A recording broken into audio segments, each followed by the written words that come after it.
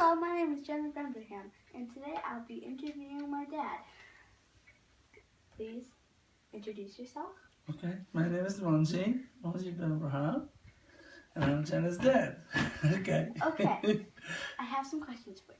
Okay. Where did you immigrate from? It's Tunisia. Okay. Okay. You know what Tunisia is? I know it's Okay. Go ahead. If my viewers don't know, it's in northernmost Africa country at the top. Okay. In what year did you immigrate? It was back in 1982. September 1982. And why did you immigrate here? Well, it was a program through the USA. Then it was a program going to school. Supposedly to be More educated? what do you call it? Technology transfer, whatever it is, transfer. So get technology from the United States, take it back to Tunisia, which never happened. So okay, go ahead. So what kind of education did you have in Tunisia? What kind of education? I have schooling just like here, but it's selective school. We use like to emphasize on science and mostly technology and science. What was your favorite subject? Mathematics. What language did you do that? Did you learn in? We learn mathematics and science and French. And any other languages? That's just, we speak Arabic and we learn other subjects in Arabic, And like history or stuff like that. that's very interesting. Okay. What have been some challenges of immigrating to the United States? Language. That's the first big challenge, was the language, because I never spoke English before. And I had to learn English from get-go. Can we have a story about maybe your driver's test? My driver's test, my first driving license. Yep. Well, first of all, the funny story about that is that I thought I could take my written test in French and I would pass it because I know the language. So, and then I took it and I failed because driving and the signs and everything is in English. So I had to learn English. Then I took the written test in English and I passed it. So that was the challenge. Did you have to take it again in English? I took it one time in English. And then, is there anything else you'd like to share about your immigrating experiences? The culture shock that happened is that the biggest culture shock was the food. I could not find what to eat because the food was here is different from the food what I ate, and these sandwiches, we're not used to the sandwiches, and basically everything is sandwiches. The burgers and stuff, we never had any of that over there, and the food was hard to get accustomed to. What else? Well, what did you eat before you came here? We ate a lot of cooked meal. Most every meal that even in the restaurants or on the streets in Tunisia you find is a cooked meal. It's not like wrapped up meal like sandwiches and burgers and stuff. It's wrapped up into compound, two pieces of things and together, and then you had to eat. So that was the problem. What was your first meal that you had here? Like, what was the first kind of Cereal. cereal? Uh-huh. Did you like that better? Because we came at night. It was September 12th. At night I didn't see anything, and then the first shock was. It's funny that is when I woke up in the morning, I was like, looked everything. Why everything is red on campus? Everything is red. Why buildings are all red? Why? Why people here like the color red of their buildings?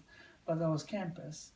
And the first meal, then we went to the cafeteria, was I looked everything what seems to be, there's milk, there's something you put in milk and eat it, that was cereal. Okay. What else? Is there anything else that you'd like to share? Any experiences that, the religion changed? Anything like that?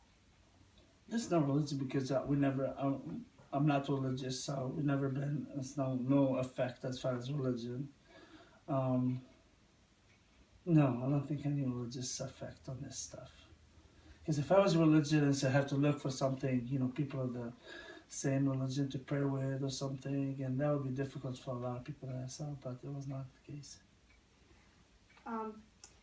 Was there any conflict that you left from? Like that why you left from Tunisia? Did you leave Because of of a any conflict? No, no, no, no. It was not a conflict. It was a choice. It was a choice through the. It's an adventure. It's like nobody knows what's gonna happen. Nobody knows what's gonna be. What's gonna be whatever you're going to. Nobody knows. So just took it and that's it. That's what happens. How did the people act different from Tunisia to America? How do they act? Different, like because I know we don't really have farmers here, Mm-hmm. like Tunisia. So how would the people act kind of different? Like, did they treat each other with less respect or? No, it's most back in the days, back in the 80s, early 80s, when I left there, the families are more extended families. Extended families means the people live with the children and children live with the grandparents and it's all like together. You know, it's not like separate. But there's no conflict. I don't think there's any conflict. The only conflict was a language. Some said behavior, and I said, why everybody hi to everybody? You know, you're not supposed to say hi. You look at somebody and say hi. You know, why hi? You know, I mean, that's one of the cultural differences. What else? I don't. What else? How many family members did you have? At the time, Mhm. was five. Was eight. Eight. I'm the eighth. How many brothers? Two, six brothers and two sisters. And then your mom and dad, so that'd be 10. 10. In the family, yeah. Did you like having a big family? Yeah. Oh, yeah. It's much better than a small family. Did it make life easier, especially Much on the farm? easier, yes. Yeah. Did you, Everybody take care of each other. since you said that you're the youngest at the boys, so out of the boy, so did you get the easier jobs Yeah. since you were the youngest? Yes. When you're the youngest, you are kind of like the mom and dad will let the elder brother think of the youngest brother as a child of the older brother, which is as far as taking care of them, helping them with homework, help them with allowances, help them with everything. It's like, that's how it is. The older take care of the younger. So what kind of books did you read when you were little? Like, what genre of books? Well, when we were in school, elementary school, high school. Yeah, like, did you like reading realistic fiction, historic fiction, I don't like fiction at all. I never read fiction. I don't like it. like nonfiction? I like nonfiction. I like reality stories, true stories, basically. Right. I read a lot in Arabic and in French. Those are the two languages that I read in the, any books. It was mostly in French, not in Arabic.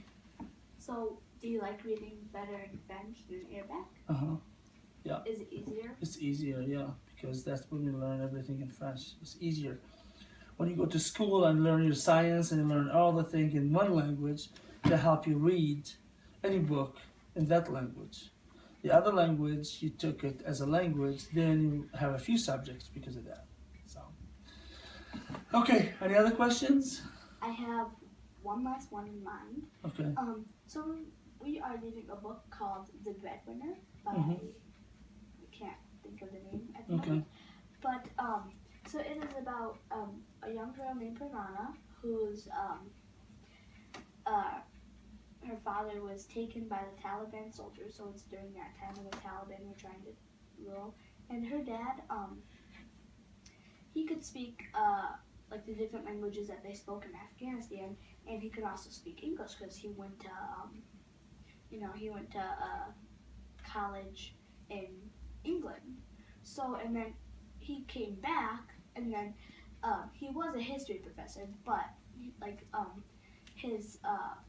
the place that he taught at, the high school, was bombed. So now he goes to the market and reads letters to people who can't read those things. Because the Taliban doesn't want anyone to learn how to read. Yes, true, So, it's true. if you ever went back to Tunisia, would you help? Like, if anyone needed to be able to read a letter that's in that doesn't like only knows Arabic. Like say you had one of your sisters younger, and they don't. Would I do that? Yes, I would do that. Yeah, I'll do it right now to people who don't know how to read English very well. Some people I'm at work, they don't know how to read English. They haven't been to school, they don't know. So every time they have a form or something, or an insurance form or something, I just give it to me and then I help them read it or write it. So I would like to, yeah, that's nice to do that, yeah. Would you rather do that, or would you rather be a high school history professor? I'd rather do that. And that's all the questions I have. And Thank you.